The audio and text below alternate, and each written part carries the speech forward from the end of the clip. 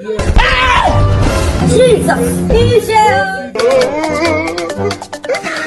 I don't want peace. I want problems always.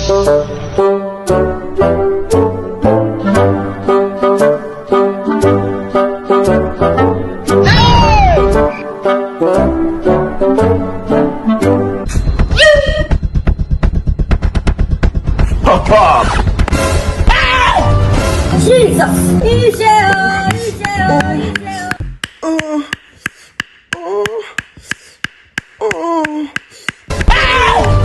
Jesus! In this working book, Adeyoju be found.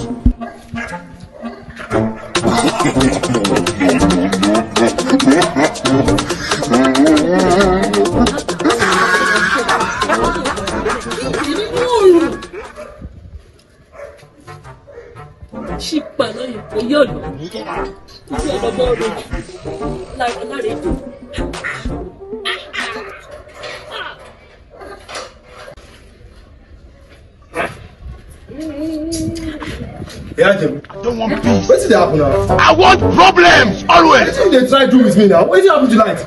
Now you come on the light. Are you playing? What are they tell with you all this kind language when you go to speak? Maybe you go try to the subtitle am because I don't understand you. I dey inside house. I know say I dey see someone wey dey pass here. You know wetin I dey do for us? Say me and my woman dey for us. We are day night, cloud nine. We are dey pass. You fit dey inside for this kind of weather. But why you can't do like this? Why they do like this? Shobi you be woman. Shobi you be woman. Why you don't say so for us now? She no for kurere mi wa. Me mo for woman re mi wa. Me mo for woman re mi wa. What? Jam sorry. You want to call him malu no ere eyan mẹ́wàá ma lo. Ṣó ti gbọ́. Eyan mẹ́wàá. Ibo ni eyan mẹ́wàá ma lo kí wọ́n ní kan ma lo. We lọ bí ṣe we lọ bí kankan. O wà nínú ilé. O kí obìnrin mọ́lẹ̀ ní gbogbo ìgbà. Kéde ṣé wọ́n nìkan ni ṣó fi ṣe ẹ́ ni. Ṣó fi ṣe ẹ́ ni.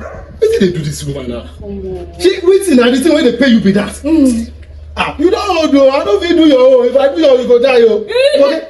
You wan take this one compare this one? You no see am? Yes! You dey want? Yes! Mama, this is too much na beg. Kéètì ẹ̀ kó pa wọ́n.